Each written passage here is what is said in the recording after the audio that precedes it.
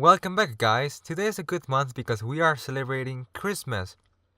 Most likely, you probably bought someone a gift to give it on Christmas Day, being a phone, a console, a gun if you live in the South, some tools, or some clothing. I know getting clothing is boring, but at least it's something that you're gonna use for a very long time. When I was small, I thought that receiving clothes in Christmas Day was pretty boring. Wasn't until I found myself with no clothes to put on their wardrobe, so I decided to try a clothes that was given to me on Christmas. And that surely changed the way I feel about getting clothes in Christmas, because I realized that it's always good to have a few extra pairs of clothes on their wardrobe. But yeah, let's push that aside. That's a different story for another time. But today I'm gonna be giving a few suggestions on how you can make Christmas feel much more rewarding other than buying gifts and wrapping them and then giving it to someone else. I'm not a psychologist, so I don't know what actually will make you happy due to the fact that we all have different mindsets and interests. Buying gifts or making gifts has been a Christmas tradition for several decades. You basically guess or tell the person what he wants for Christmas, buy the item, wrap the item, and then gift the item. Why? Because you definitely know that they're gonna use it constantly and love it. Ha! I'm just joking. Most likely they'll use the item for a few days and then abandon it. Unless it's an electronic device.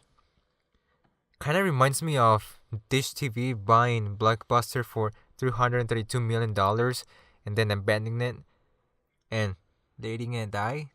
But as I was saying, I buy gifts because I'm too lazy to make a gift on my own. Who has time to make a scarf? Who has time to make a beanie at least or cook something for Christmas? But when I do that, I don't feel that pleased or glad. Now keep in mind that I don't hate Christmas or hate the tradition of buy a wrap and the rest is up to you.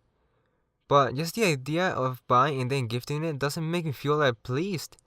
Most of us already have what we actually need and don't think about a specific item frequently, or don't even think about it once we receive the item. But I can assure you it feels great receiving something even though we're not gonna use it for a very long time. We tend to be materialistic sometimes.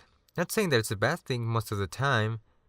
We buy and then throw it out because we mostly pay attention to symbolic meaning, but not its social value. Go explore your house. I'm pretty sure you have things that you thought you were gonna use back then, but later on forgot about it. I'm not hating or saying that gift giving should stop, but I really think that we can do much more on Christmas other than buying lots of things. But what I think will be more rewarding will be gifting experiences. Buy less gifts and go out with your family to connect with each other more. But if you have time, you can also craft some things with your own hands.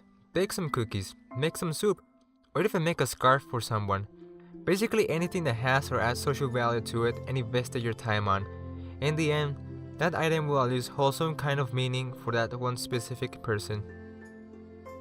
Well, I'm off for today. I hope you guys have a great Christmas and have fun. Later. Purposes. Thank you for calling our Pimpega support. My name is Louis. How can I help you today? Hi, yeah, I need some help with something. How can I help you, sir? Can you say Merry Christmas? Merry Christmas to you, sir. How can I help you? Thank you. Goodbye.